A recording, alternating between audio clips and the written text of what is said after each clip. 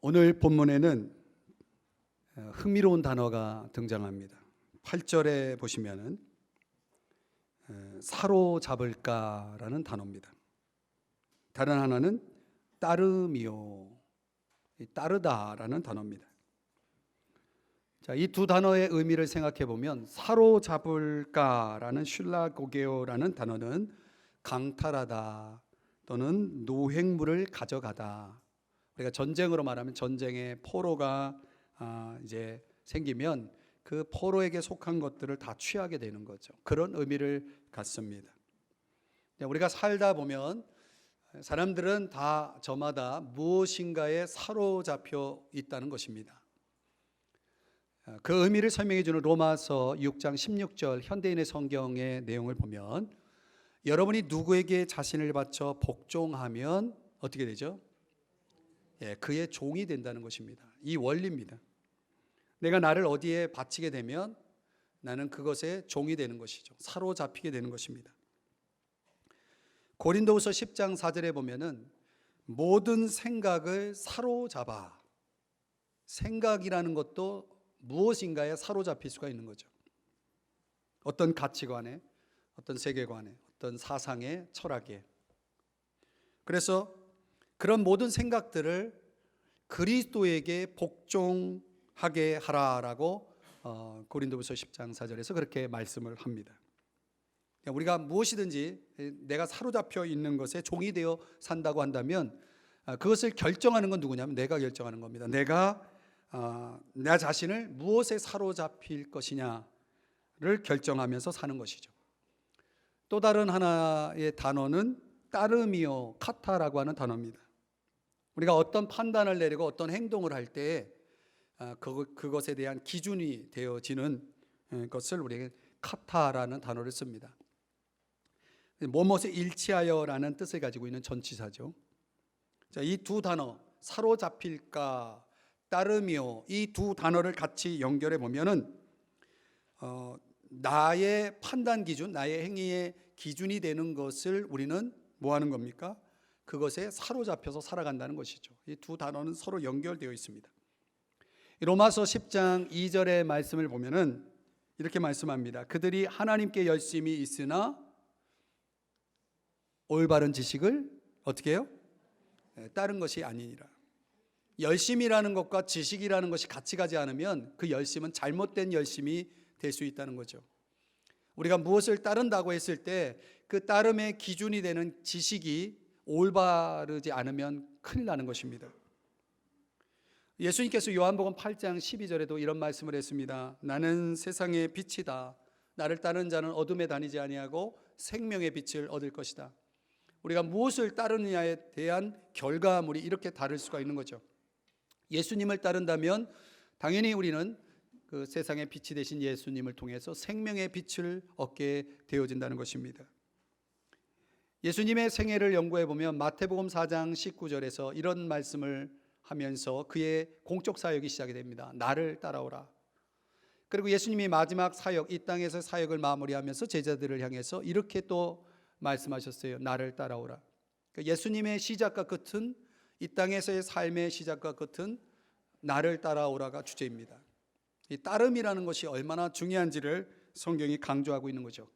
그것을 통해서 정말 이 말씀대로 주님을 따른다면 어떻게 됩니까? 거기에 생명이 있고 자유가 있고 진리가 있고 빛이 있는 것입니다. 의가 있는 것입니다. 그렇기 때문에 우리가 누구를 따를 것이냐 또 무엇에 사로잡힐 것이냐를 결정함에 있어서 여러분이 신중해야 됩니다.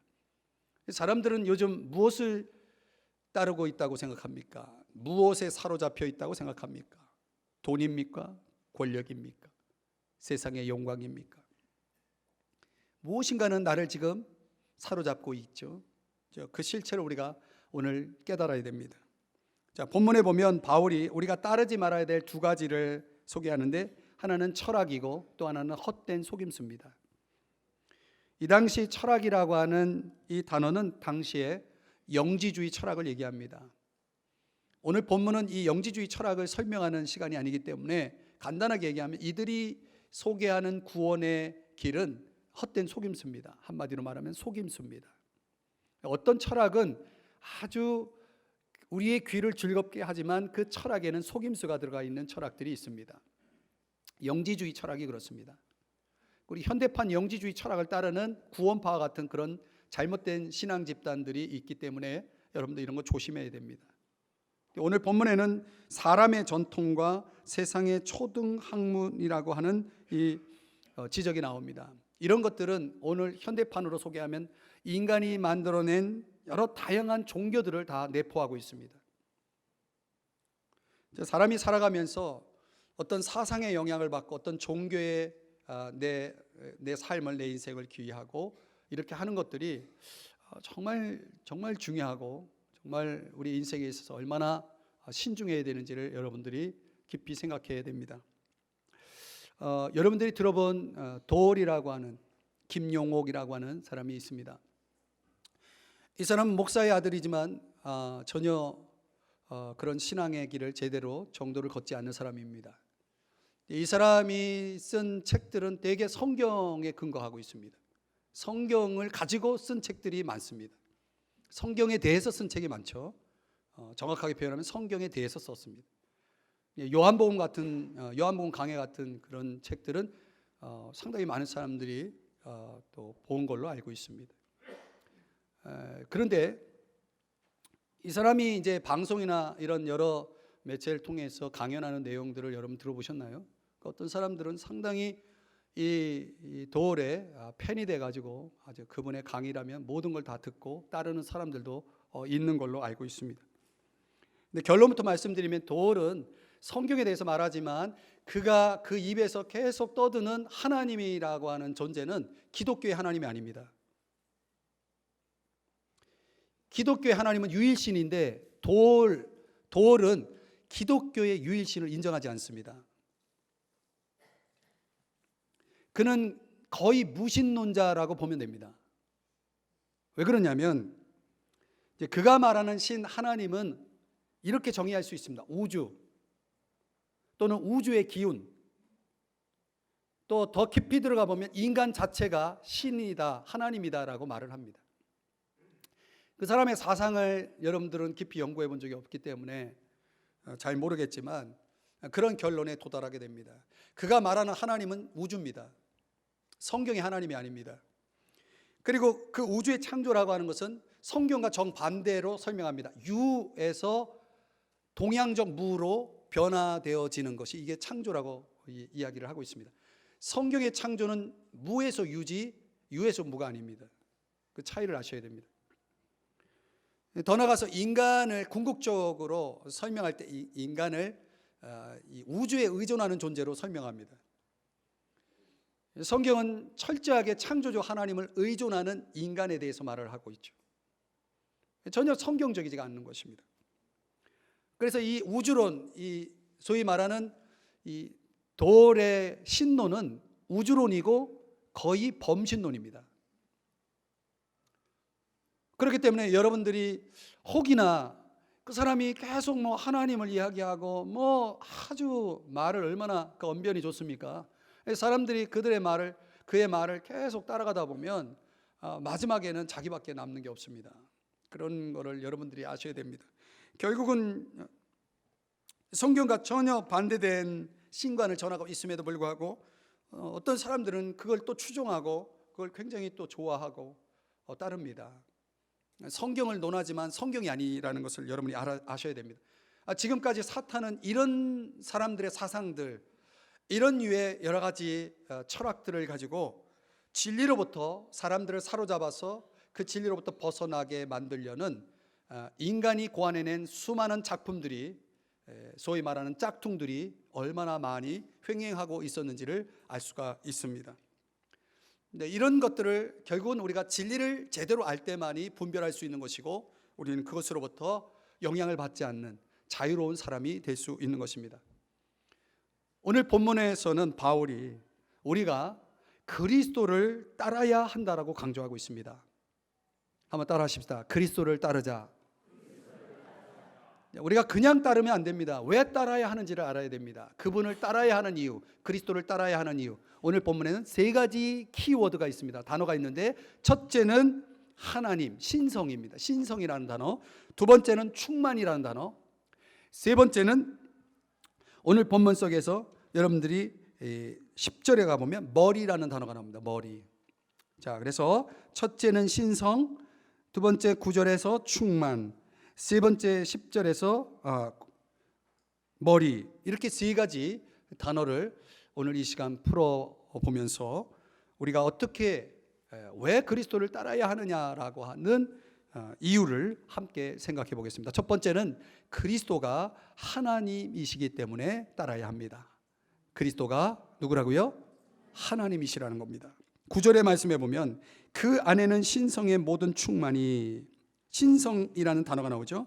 신성의 모든 충만이 육체로 거하시고, 그러니까 그리스도께서 충만한 신성을 지니셨다라는 뜻입니다. 이 신성이라는 테오테스라고 하는 이 단어는 하나님의 본질적인 형상, 또 하나님의 본성, 인격의 그 모든 것을 소유하셨다라고 하는 그런 차원에서의 신성입니다. 그렇기 때문에 우리가 그리스도에 대해서 이해하기 위해서는 그분이 가지신 신성이 뭔지를 이해해야 됩니다.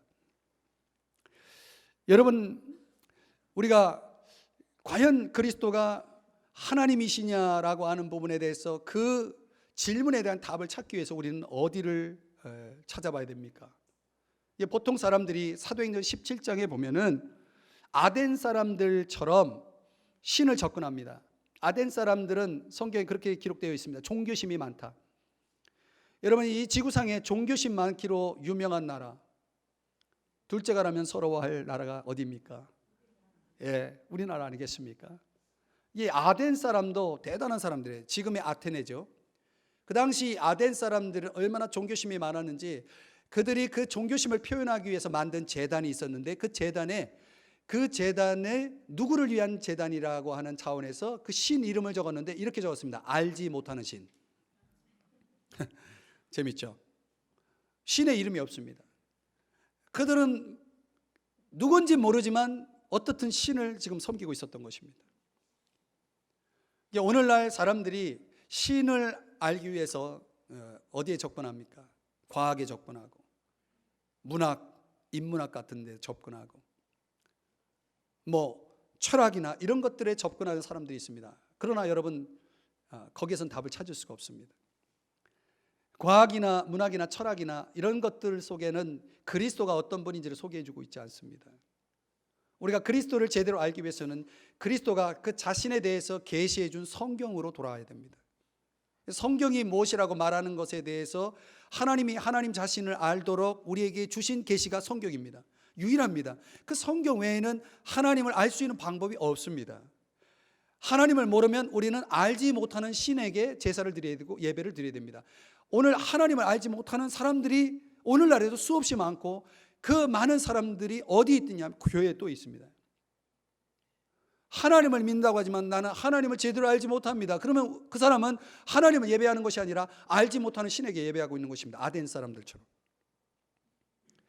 그래서 성경에서 말하는 그리스도는 어떤 분이냐? 우리가 성경 속으로 들어가 보면은 성경에서 소개하고 있는 예수님이 지니신 신성의 근거가 어디 있느냐? 요한복음 8장 58절에 보면은 아브라함이 나기 전부터 내가 있느니라. 세상에 이렇게 말할 수 있는 사람은 없습니다. 아브라함이 2000년 전에 존재했던 나의 조상의 한참 우리의 조상의 원조가 되시는 그분이 있기 전에 내가 있었다는 것은 내가 영원한 존재다라는 표현입니다. 인간은 영원히 존재할 수가 없습니다. 그렇죠? 그분이 하나님이심을 증명하는 것입니다. 또 하나, 히브리서 13장 8절에 보면 예수 그리스도는 어제나 오늘이나 영원토록 동일하시니라 그랬습니다. 인간은 동일할 수가 없습니다. 어제와 오늘이 다르고 오늘과 내일이 다를 수밖에 없습니다. 그게 인간입니다. 동일하다는 것은 그분이 하나님이시라는 것입니다. 그래서 예수님의 신성을 보여주는 성경의 근거를 우리는 여기저기서 찾아볼 수 있겠지만 첫 번째, 영원 불변하신 분이다. 그분은 하나님이시라는 것입니다. 또 그분이 하나님이시라는 증거, 그분의 신성을 보여주는 성경이 어디냐? 그분이 어디에나 계신 분이라는 것을 보여주는 성경 구절이 있습니다. 마태복음 28장 20절이죠. 내가 세상 끝날까지 너희와 항상 함께 있으리라. 인간은 이렇게 말할 수 없습니다. 어떻게 항상 끝날까지 영원히 함께 할 수 있습니까? 영원한 존재만이 가능하죠. 우리 예수님은 어디에나 계신 하나님이시다라는 것입니다. 여러분이 이 자리에 있는 한 여러분은 동시에 다른 곳에 있을 수 없습니다. 그게 인간입니다. 그러나 예수님은 이곳에도 있고 지금 이 대한민국에 예배를 드리는 모든 교회에 지금 거기도 계시고 그분이 계시지 않는 곳이 없는 것입니다. 자, 여기를 보세요. 집중하십시오. 말씀드릴 때 다른 거 신경 쓰시면 안 됩니다. 신경 쓰시면 동시에 모든 장소에 계신 것입니다. 그분은 안 계신 곳이 없습니다. 모든 피조물과 분리되어 초월하신 분이심과 동시에 그분은 사람들의 관심 속에 일일이 개입하셔서 찾아오시는, 내재하시는 분이십니다. 그분에게는 아무것도 숨길 것이 없습니다. 요한복음 1장 50절에 이렇게 말씀했습니다. 내가 너를 무화과 나무 아래에서 보았다 함으로 믿느냐.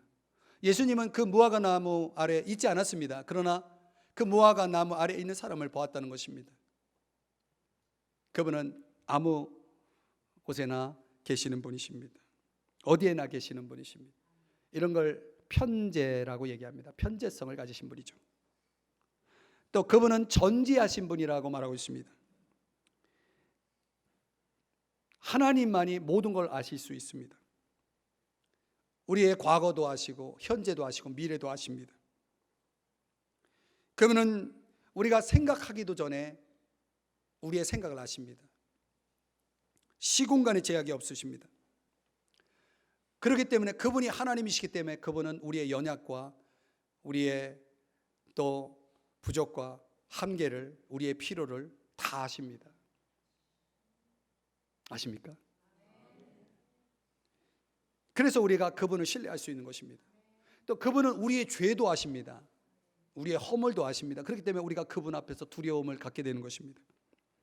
누가복음 6장 8절의 말씀에 보시면 예수께서 그들의 생각을 아시고라고 말하고 있습니다. 사람은 사람의 생각을 알 수 없습니다. 여러분들이 저의 생각을 아시겠습니까? 모르죠. 저도 여러분의 생각을 모릅니다. 그분은 생각을 아십니다. 지금 여러분이 이곳에서 무슨 생각을 하고 있는지 다 아십니다. 그분은 하나님이시기 때문에 그렇습니다. 요한복음 2장 25절에 보면 그가 친히 사람의 속에 있는 것을 아셨다 이렇게 말씀합니다. 그분은 하나님이신 거죠. 또 그분은 전능하신 분이다 성경이 말합니다. 전능하다는 건 모든 걸 할 수 있다는 거죠. 그분이 할 수 없는 것은 없습니다. 그분은 창조할 수도 있고 우리의 기도를 응답할 수도 있고 우리를 변화시킬 수 있고 우리의 상황을 변화시킬 수도 있습니다. 그래서 우리가 그분을 신뢰하고 기도하면 그분의 방법으로, 그분의 신비스러운 방법으로, 능력으로 우리의 기도를 응답하시는 줄 믿으시기 바랍니다. 그래서 마태복음 28장 18절에는 하늘과 땅의 모든 권세를 가지셨다고 그랬어요. 하늘에 속한 힘이 있고 땅에 속한 힘이 있습니다. 이 힘을 다 가지고 있는 분은 인간에겐 존재하지 않습니다. 인간 사회 속에는 존재하지 않습니다. 하나님만이 가능합니다. 우리가 이렇게 짧게 살펴봤지만 어떻든 그리스도는 하나님의 신성, 하나님됨의 신성, 하나님으로서 가질 수 있는 모든 본성을 지니신 참 하나님이시다라고 말씀을 하고 있습니다. 그러나 역사적으로 보면 예수 그리스도에 대해서 그리스도의 그 신성을 부정하는 이단들이 많이 존재해 왔습니다. 에베소나 학파 같은 사람들은 예수님은 평범한 인간으로서 그저 우리를 구원하시는 분이다라고 하는 평범한 인간으로서의 예수를 주장했습니다. 또 아리우스파 같은 사람들은 창조된 존재 가운데 정말 특별한 존재다라는 정도로 예수님을 이해했습니다. 어떤 이단들은 하나님보다 못한 천사적 존재다라고 주장하기도 했습니다. 이런 모든 것들은 다 가짜입니다. 성경은 예수 그리스도가 완전한 인간이심과 동시에 완전한 하나님이시다라고 말씀하고 있고 오늘 본문에서도 예수 그리스도는 신성의 모든 충만을 육체로 지니신 분이다, 가지신 분이다, 소유하신 분이다라고 말씀을 하고 있는 것입니다. 그렇다면 만약 그리스도가 하나님이시라면 당연히 저와 여러분이 그분을 따라야 하지 않을까요? 예, 따라야죠. A.W. 토저라고 하는 사람은 우리가 하나님을 생각할 때에, 하나님이라는 존재를 생각할 때 우리 마음속에 떠오르는 것이 중요하대요. 여러분, 하나님 하면 무슨 생각이 떠오르십니까? 그게 여러분이 하나님에 대해서 알고 있는 전부예요. 여러분, 우리가 하나님을 알고자 할 때 두 가지 태도가 필요하다는 겁니다. 하나는 기대, 또 하나는 겸손입니다. 기대하는 사람에게는 하나님을 알 수 있는 기회가 열립니다. 겸손한 사람에게는 더더욱 하나님을 알 수 있는 기회가 열립니다. 여러분, 그분은 위대하신 분이고 우리가 그분을 믿을 때 우리의 삶에 펼쳐질 수 있는, 드러날 수 있는 일들은 참으로 놀랍습니다. 여러분, 그분이 누구시고 그분이 어떤 일을 하고 있느냐라고 하는 그 믿음이 우리의 인간관계를 결정하고 우리의 생활 방식을 결정하고 우리의 미래까지도 결정한다는 거예요. 우리의 삶의 모든 전반에 영향을 미치고 우리의 인생의 방향을 결정하는데 아주 중요한 역할을 하는 것이 그분을 아는 지식인 것입니다. 그래서 어떤 사람들은 어떤 역경과 어려움을 겪는 중에 더 강해집니다. 왜? 그분에 대한 지식이, 그분에 대한 신뢰가 그런 삶을 가능케 합니다. 어떤 어려움이 있을 때 어떤 사람들은 더 뜨겁게 예배하고 더 용기를 갖게 됩니다. 왜? 그분에 대한 확신이 있기 때문에, 그분의 사랑과 은혜에 대한 확신을 갖고 있다라고 하는 것이 그 사람을 그렇게 만드는 것입니다. 그러니까 우리의 삶의 모든 중대한 결정, 우리의 생활 방식, 관계, 모든 것들이 다 이 지식에 기초하고 있다라고 하는 것이죠. 그래서 그리스도가 나의 하나님이 되신다면 저와 여러분은 당연히 온 마음으로 그분을 기대하고 겸손히 그분을 따라야 될 줄 믿습니다. 저는 우리 모든 성도님들이 그분을, 그리스도를 하나님 되심을 경험하는, 그분의 하나님 되심을 경험하며 신앙생활하기를 주의 이름으로 축복합니다. 놀라운 일이 벌어질 겁니다.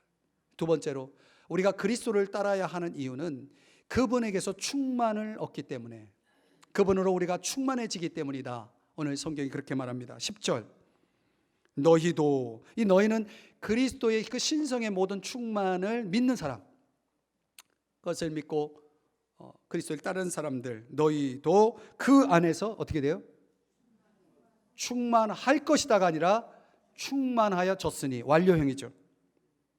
그러니까 우리가 신성의 모든 충만을 지니신 그리스도를 믿고 우리 마음과 삶의 중심에 그분을 받아들이면 이미 우리는 충만해져 있는 것입니다.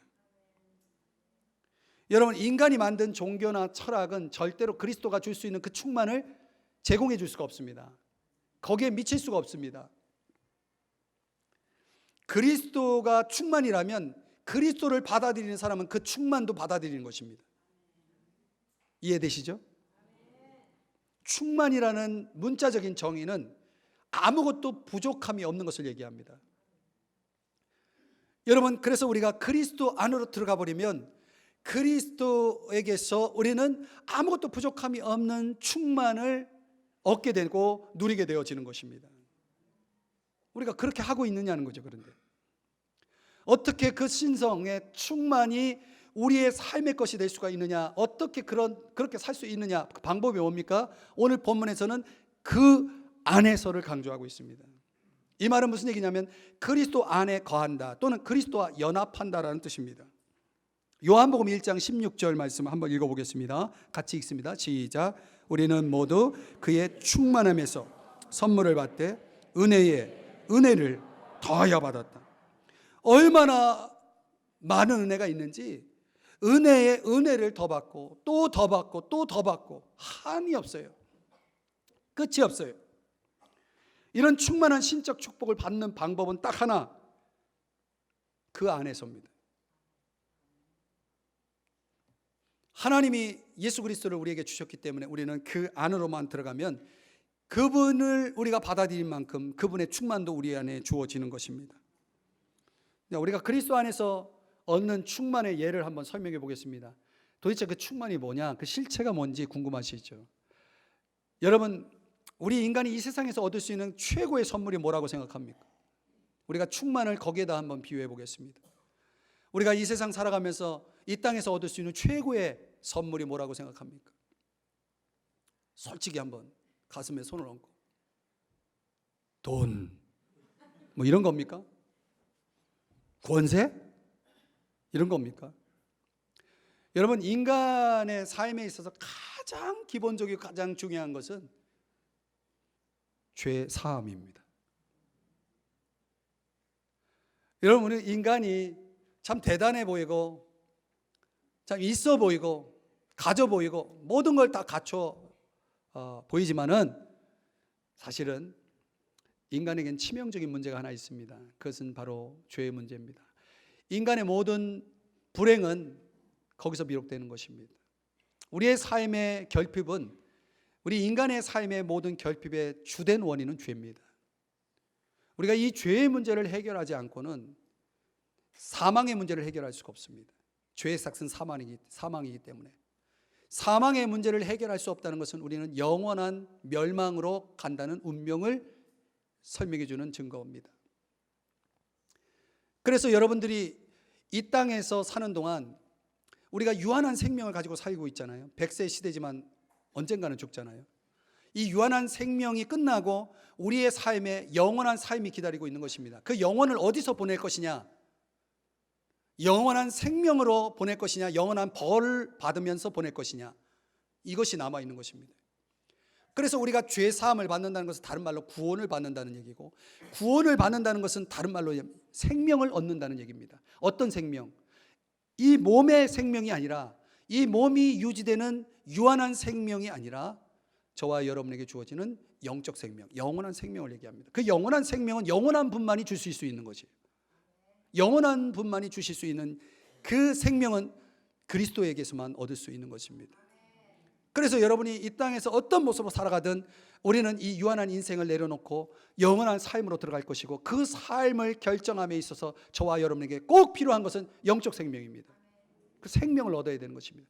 그래서 예수님은 나는 부활이요 생명이니 나를 믿는 자는 죽어도 살겠고 무릇 살아서 나를 믿는 자는 영원히 죽지 아니하리라, 이렇게 말씀하고 있는 것입니다.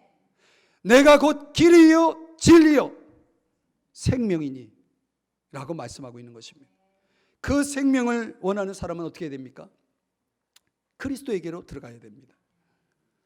또 사람이, 저와 여러분이 구원이라는 문제, 생명이라는 문제를 해결해도 이 땅에 사는 동안은 가장 중요한 또 우리의 문제가 있습니다. 뭐냐면 그것은 내 안에 정말 내가 마음에 들지 않는 내가 있다는 것입니다. 사람들은 살아가면서요, 자기 자신에 만족하지 못하고 살아갑니다. 그건 틀림없는 진리라고 생각합니다. 그 마음에 안 드는 나, 우리는 그 나를 바꾸고 싶어 합니다. 우리는 그런 걸 변화라고 얘기합니다. 또 성경의 용어로 말하면 그걸 성숙이라고 말합니다. 우리의 인생사는 다 거기서 벌어지는 일입니다. 변화되지 않았기 때문에, 성숙하지 못하기 때문에 벌어지는 일들이 얼마나 많습니까? 그런데 여러분, 인간이 아무리 애쓰고 힘써도 그게 잘 안 된다는 거예요. 나 자신 하나 바꾸기가 그렇게 어렵습니다. 아니, 불가능합니다. 그래서 물이 포도주로 바뀌는 그런 화학적 변화는 불가능한 것입니다. 사람이 완전히 달라질 수 있는 것은 불가능한 것입니다. 여러분 그렇게 믿고 있죠? 그렇습니다. 그런데요, 우리가 그런 문제를 안고 그리스도에게로 들어오면 물이 포도주로 바뀝니다. 그런 인생의 화학적 변화가 가능해집니다. 그래서 전혀 다른 새로운 사람으로 변화될 수 있는 것입니다. 그런 주인공이 여러분 아닙니까? 그렇게 이야기하기가 쑥스러운가요? 아직 화학적 변화가 일어나지 않았기 때문에 그렇습니다.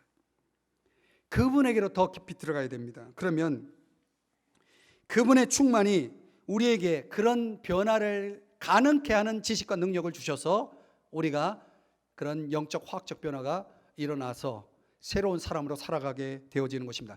누구든지 그리스도 안에 있으면 새로운 피조물이라, 이전 것은 지나갔으니 보라 새 것이라고 말씀하고 있지 않습니까? 그럼 우리가 어떻게 그런 신성 하나님 되신 그분 안으로 들어갈 수 있느냐? 오늘 본문에서 우리가 9절로 다시 돌아가면 육체로 거하시고라는 단어입니다. 육체로 거하시고.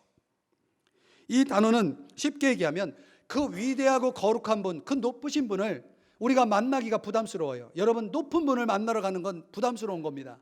발걸음이 떨어지지 않습니다. 밤잠을 이루지 못합니다. 그래서 하나님이 그 위대하신 분이 자기를 낮춰서 우리 가운데 오신 겁니다. 우리 앞에 서 있는 겁니다. 그걸 가리켜서 우리는 은혜의 보좌라고 얘기하는 겁니다. 은혜의 보좌. 히브리서 4장 16절 말씀인데 우리 다 같이 한번 읽어봐요. 시작. 그러므로 우리는 긍휼하심을 받고 때를 따라 돕는 은혜를 얻기 위하여 은혜의 보좌 앞으로 담대히 나아갈 것이냐. 어디로 나가요? 예. 은혜의 보좌 앞으로 나아가는 것이 우리가 그분 안으로 들어가 그분의 충만을 얻고 누리는 비결이라는 것이죠. 이 안으로 들어가는 것이 그래 중요합니다. 구약 성경에 보면 안으로 들어가는 개념을 설명해 주는 성경이 나오는데 룻기라는 성경입니다. 4장밖에 되지 않지만 굉장히 깊은 책입니다. 이 룻기에는 2장 10절 말씀 한번 먼저 읽어보고 설명하면 같이 한번 읽어보죠. 시작. 여호와께서 내가 행한 일에 보답하시기를 원하며 이스라엘의 하나님 여호와께서 그의 날개 아래에 보호를 받으러 온 내게 온전한 상 주시기를 원하노라. 아멘. 지금 이 말씀처럼 구약 성경 이 룻기의 이야기는 두 여인이 등장하는데 두 여인의 상반된 인생을 소개하고 있습니다. 하나는 시어머니 나오미, 그리고 며느리 룻. 이 두 여인의 인생길은 완전히 정반대의 길을 갑니다. 먼저 시어머니 나오미는 스스로 하나님의 보호를 벗어버리고 나가버립니다. 밖으로 나가버립니다. 어디로 가냐면 모압 땅으로 가버립니다. 거기서 아주 비참한 삶을 경험하고 고통을 겪습니다. 다 잃어버리죠. 그런데 그 모압 땅에 살던 한 여인 룻은 시어머니 나오미가 믿던 그 하나님을 믿게 되고, 그래서 그는 안으로 들어옵니다. 그래 어디로 오냐면 베들레헴으로 옵니다. 그 베들레헴으로 온 그 여인 룻을 향해서 지금 조금 전에 읽었던 그 말씀처럼 그 룻은 어디로 들어온 거냐면 그의 날개 아래에 보호를 받으러 온 겁니다. 오늘날에는 스스로 하나님의 보호를 거절하고 밖으로 뛰쳐나가는 사람들이 많습니다. 그러나 이 며느리 룻은 하나님의 보호를 받으러 안으로 베들레헴으로 들어왔습니다. 그때부터 이 그늘 아래, 이 날개 아래 보호를 받으러 온 이 룻을 하나님이 어떻게 간섭하시고 어떻게 그를 보호하시고 어떻게 그를 축복하시는지를 보여준 책이 룻기입니다. 참 놀라운 일들이 벌어집니다. 한번 읽어보세요. 여러분, 우리는 나오미입니까? 룻입니까? 데이빗 A. 시몬스라고 하는 사람은 사람들이 은혜를 받는데 장애가 되는 3가지를 얘기합니다. 첫째는 자기 의존. 여러분, 자기 의존도가 높은 사람은 은혜를 받는 법이 없습니다. 불가능합니다. 자기를 의지하면 의지할수록 은혜는 더 멀어지는 것입니다. 두 번째는 철저한 개인주의입니다. 여러분, 개인주의에게 치명적인 것은 사랑을 수용하지 못합니다. 그래서 남을 사랑할 수가 없습니다. 개인주의이기 때문에. 남을 사랑할 수 없기 때문에 남이 자기를 사랑하는 또 용납 못합니다. 은혜를 받을 수가 없습니다. 개인주의가 그렇게 무섭습니다. 또 3번째가 뭐냐면 철저한 행동주의입니다. 이 사람은 모든 게 경험되어야 되고 그 경험에 집착합니다. 그래서 새로운 것을 또 수용하지 못해요. 자기가 경험하지 않았기 때문에. 이런 사람들은 새로운 은혜의 세계로 들어갈 수가 또 없습니다. 경험에는 또 한계가 있다는 거 아시죠? 그래서 오늘날 은혜를 받지 못하는 사람들의 유형은 이 3가지 속에 있다고 봅니다. 심리학자의 이야기지만 어떻든 참고할 만한 내용들입니다. 오늘 저와 여러분이 날마다 주님의 은혜, 주님의 도우심을 구하러 들어갑니까? 여러분, 우리가 사는 시대를 두려움의 시대라고 말하잖아요. 여러분, 설명할 수 없는 위험과 두려움이 우리의 삶 속에 얼마나 많이 찾아오는지, 우리가 그런 것들을 경험하면서 얼마나 고통을 겪습니까? 그런 위험과 두려움의 삶을 살아가고 있는 우리들에게 그것을 극복하기 위해서 우리에게 필요한 게 뭘까요? 피난처 아니겠습니까? 시편 46편 1절에 주님은 나의 피난처입니다. 여러분, 내가 안전하려면 그 피난처로 들어가야 됩니다. 그게 유일하기 때문에. 그 피난처는 유일한 피난처예요. 내가 그 속에 들어가면 나는 안전한 것입니다. 저와 여러분이 그 은혜의 피난처 속에 들어가면, 그 피난처를 신뢰할 수 있다면, 그 피난처를 여러분들이 확신할 수 있다면 여러분들은 안전할 것입니다. 두려울 것이 없을 것입니다. 디모데후서 2장 1절에 보면 내가 그리스도 예수 안에 있는 은혜 속에서 강하고, 여러분, 우리가 은혜에서 벗어나면 우리는 약해질 수밖에 없습니다. 한번 따라 하십시다. 은혜 없이는 약해질 수밖에 없다. 여러분은 은혜 속에 있습니까? 여러분은 우리 교회가 다니엘 기도 행전이라는 이런 참 무시무시한 프로그램을 진행하고 있잖아요. 매달 10일씩 작정해서 기도하잖아요. 여러분, 하나님이 이런 거를 부족한 저의 목회 속에 하나님이 이런 프로그램을, 이런 아이디어를 생각하게 하고 우리 교회에 실시하게 될 때에는 저는 항상 그렇게 생각합니다. 아, 우리 교회에 이 기도회가 필요한 사람이 많구나.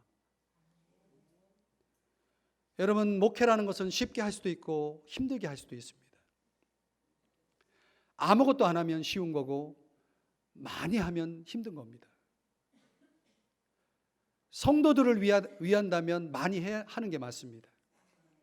목사 나 자신을 위한다면 되도록 안 하면 좋습니다.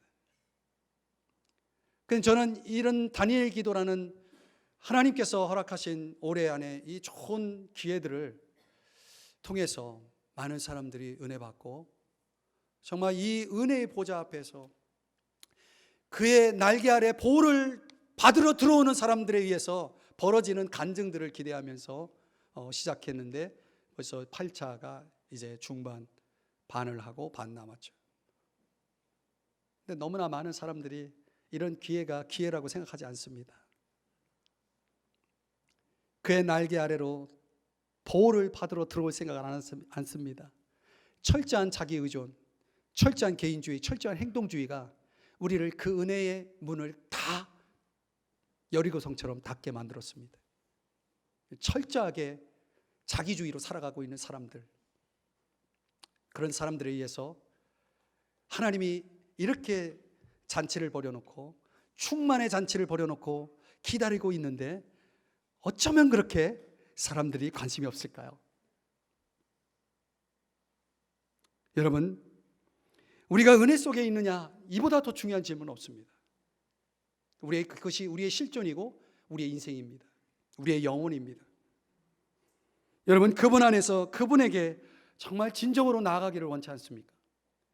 그분의 보호를 받을 필요가 있지 않습니까? 그분에게로 들어오셔야죠. 왜 안 들어오십니까?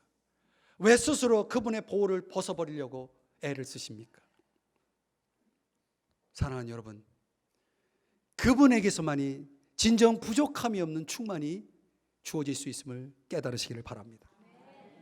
세 번째로 우리가 그리스도를 따라야 될 이유는 그분이 머리이시기 때문에 그렇습니다. 머리. 10절, 그는 모든 통치자와 권세의 머리시라 라고 말씀합니다.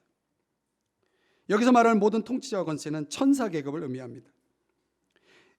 성경 당시에 이단들이 있었는데 그 이단들의 주장은 천사나 영적 매개자를 숭배해야 된다고 가르쳤습니다.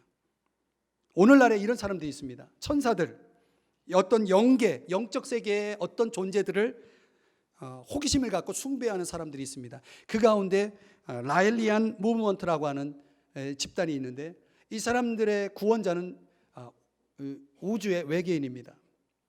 그래서 UFO가 그들에게는 구원의 방법입니다. 그래서 우주의 외계인이 어느 날 UFO를 타고 자기들을 구원하기 위해서 오실 거라고 그렇게 맹신하고 있는 사람들입니다. 물론 소수지만은 정말 이렇게 말도 안 되는 터무니없는 그런 숭배 집단이 있다는 것입니다. 오늘날 여러분들은 모르지만 저는 이런 정보들을 많이 갖고 있습니다. 우리 사회 속에 이 영적 세계를 갈구하는 이런 어떤 힘을 가지고 있는 집단을 사모하고 그런 집단을 찾아 방황하는 영혼들이 얼마나 많은지 여러분은 잘 모르실 겁니다. 그렇다고 여러분에게 제가 그런 정보를 가르쳐 드릴 필요가 없습니다. 여러분, 오늘 바울은 그들이 숭배하는 모든 천사 계급의 최고의 권위자, 최고의 머리는 예수 그리스도라고 강조하고 있습니다.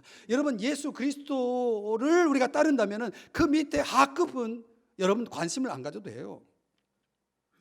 왜 밑에 것을 믿습니까? 왜 밑에 것을 따릅니까? 위에 최고의 권위, 우리의 머리이신 그리스도를 따르면 되는 것입니다. 저와 여러분이 그분을 따르면 그분이 머리이기 때문에 우리에겐 승리가 있는 것입니다. 예수 그리스도가 아닌 다른 어떤 것을 통해서 신성의 충만을 맛보기를 원한다는 것은 참으로 어리석고 무지한 것입니다. 부당한 것입니다. 여러분, 말씀드린 대로 요즘 우리 사회 속에는 내면의 공허를 채우기 위해서 사람들이 더 영적인 것을 추구하기 시작했습니다. 여러분, 이 과학 문명이 우리를 굉장히 지적인 사람으로 만드는 것 같지만 정말 엘리트 중에 엘리트가 아주 이상한 신비를 추구하는 영적 집단으로 들어가서 거기에 온통 삶을 드리는 사람들이 있습니다. 지식이 사람이 영적인 것을 해결하지 못합니다. 그래서 내면의 공백을 채우기 위해서 사람들이 추구하고 있는 것들, 그래서 추구해보면 다 잃어버리죠. 얻는 것이 없습니다. 우리의 삶의 공백은 예수 그리스도만이 해결할 수 있고 그분 안에서 만족할 수 있다는 것을 아셔야 됩니다.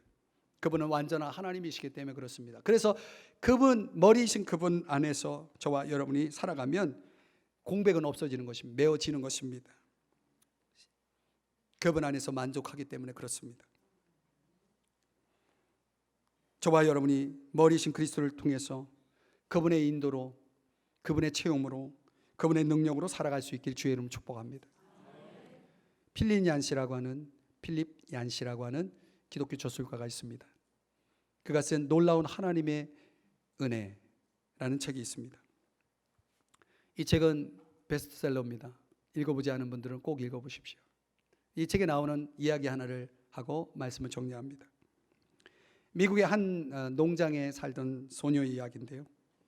그 소녀의 부모는 정말 고지식하고 너무나 구식이에요. 그래서 딸의 모든 말, 행동, 차림 이런 것들에 대해서 민감하게 반응하는 그런 분이에요. 여러 번 딸에게 외출 금지를 시키고, 그럼 얼마나 답답했겠어요.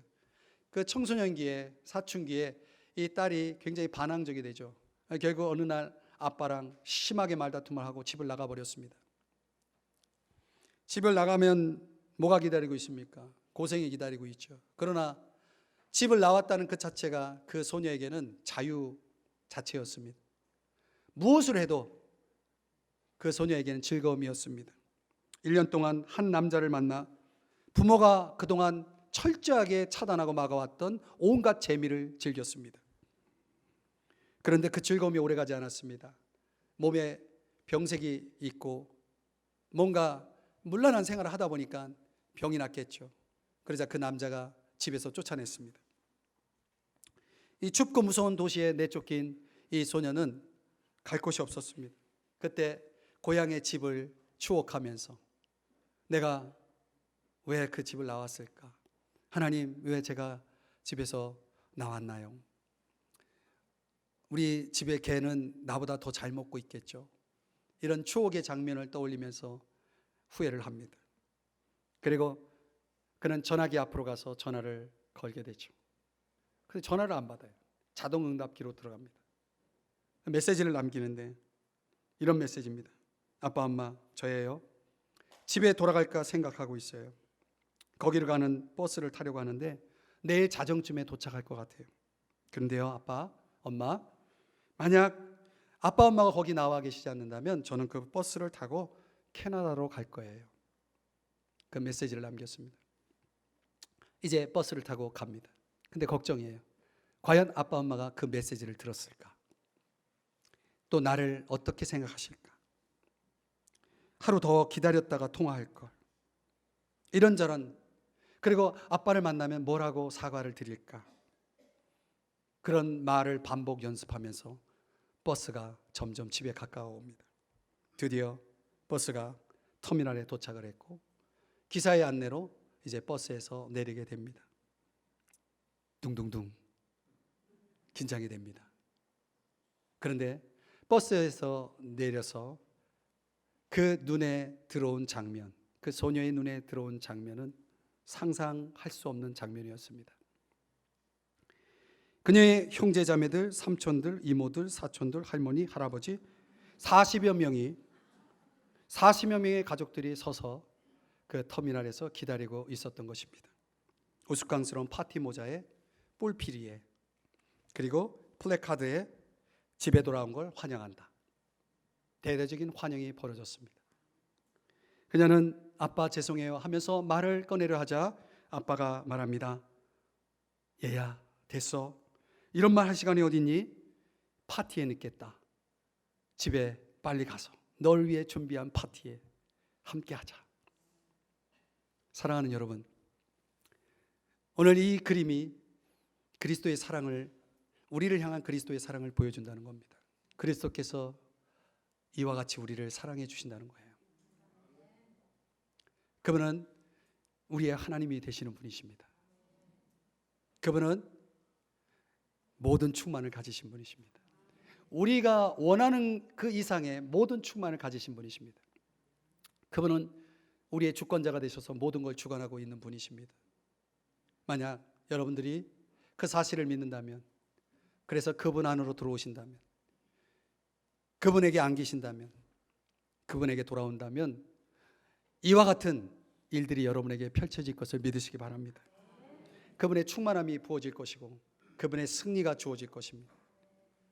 그분이 펼쳐주실, 저와 여러분과 동행하며 펼쳐주실 그 축복의 인생이 우리 앞에 펼쳐질 것입니다. 이제 주님은 저와 여러분에게 마지막 도전의 질문을 이렇게 던집니다. 나를 따라오라. 나를 따라오라.